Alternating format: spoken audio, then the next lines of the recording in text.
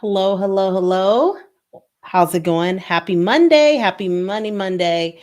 Today we are going into day number 4 of, well, I've been going for more days than 4 days, but I'm talking about um, going back into our series of how to stop the financial bleeding. So, if you feel like you are financially bleeding, our first step was to find the sources and the symptoms and figure out what's the source of the financial bleeding. Day number 2, we talked about creating a budget and why it's important to create a budget. And then day number 3, I should have made sure that my mic is on. Yes, it is on. Okay. How to make sure. Day number 3, we talked about cutting expenses and really looking at the amounts that you are putting into either the areas of expenses. Uh, there was like 4 things, right? Expenses, liabilities, um, assets and investments. So I think I may have said that in the wrong order, but yes. So make sure that you are putting your money in the right areas, and ultimately, I call that in cutting expenses. And then Saturday and Sunday, I did some teachings out of the Bible about how to manage crisis and how to prepare for the rain. And so now we're here for day number 4. Day number 4, we are talking about step number 4. What do we do to stop the financial bleeding? So once you are able to find out like your symptoms and the sources of your financial bleeding, you're able to create a budget, right? And like I said, you don't want to go in too complicated. What you want to do is just go ahead and like print something, print something so that not print something, but like put it on a spreadsheet. Do something simple, right? Don't try to overcomplicate it. And then you'll go into doing the expenses. So once you figure out what the expenses are, where you are spending your money from, then you are able to go into this next step. And this next step is that once you cut the expenses that you need to cut, right?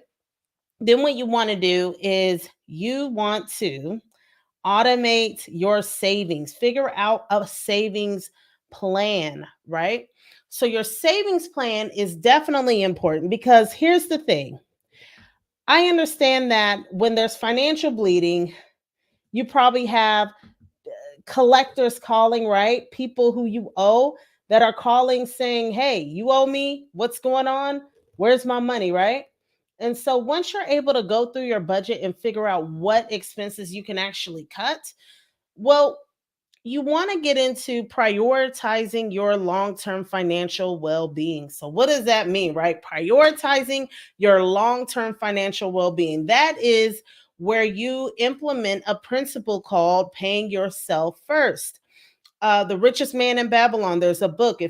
If you haven't heard of it, I would definitely go get it. It's called The Richest Man in Babylon. And in that, one of the main principles in there and the concepts was paying yourself first, that everything that came in, there was a tenth of his to keep. So he basically took 10%, he invested it into different places. And so let's talk about automating your savings, right? Um, what I would say is a good rule of thumb, and this is from you'll hear other financial experts say this, is you want to have an emergency savings of at least $1,000. Now you may be thinking, wow, that is a big amount, right? But what I would say is that again, if you went through the budget and you cut down on expenses, you have to realize that this is more important than some of the expenses that you actually have. Once you're able to look at your bank transactions and you're able to see, okay, well, maybe I may not need McDonald's like 5 times a day. Let me do it like 2 times a day, right? You're able to see, okay, where exactly can I modify this financial plan so that I can actually fit my financial well-being. And so one of the things you want to do is have at least $1,000 in savings for emergencies. And so the way to do that is that anything that comes in, You have to treat yourself like a bill.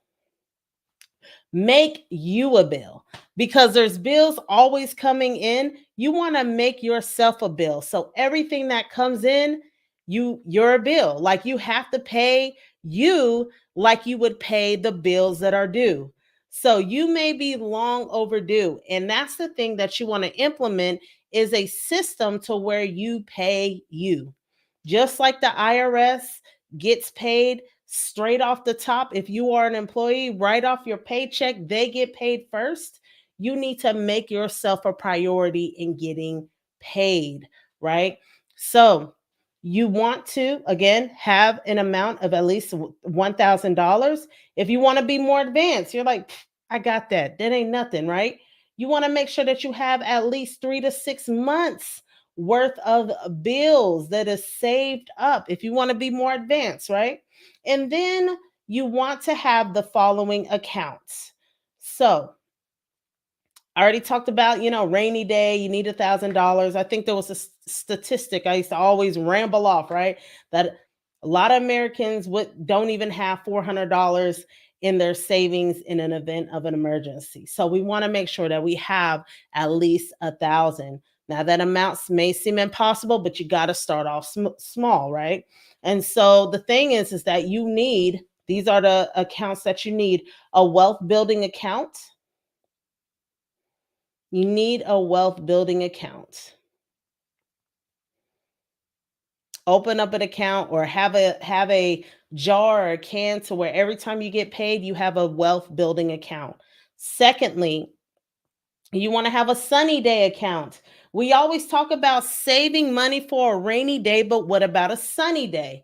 I have been preaching this for a long time, is that we just don't want to have money for rainy days because they are definitely coming. Why don't we have money for sunny days? What does that mean? That means for big purchases, right? Or for vacations, things that are for a sunny day, for things that you are wanting to save up to that you um may want to like save and accumulate the amount and then pay for it, right? So again, we talked about wealth building account. That's for like building a business. If you are in an active business or an active investment, you want to have a wealth building account. Secondly, you want to have a sunny day account, and then you want to have a passive investment account.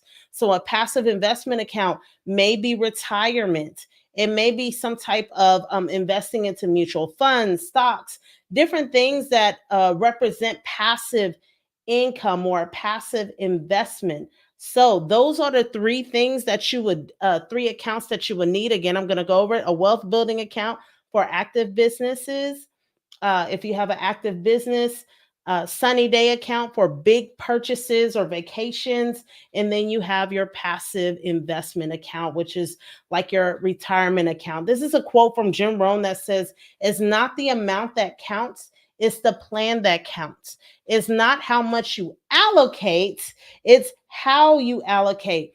So the question may be, well, how do I do that? Like, I can never think about saving $1,000. That's a lot. I wouldn't even look at it like that. I would go through and figure out how much can you save per paycheck. Don't believe in your mind that just because that amount is so big that you can never reach it by doing $5 every paycheck, right?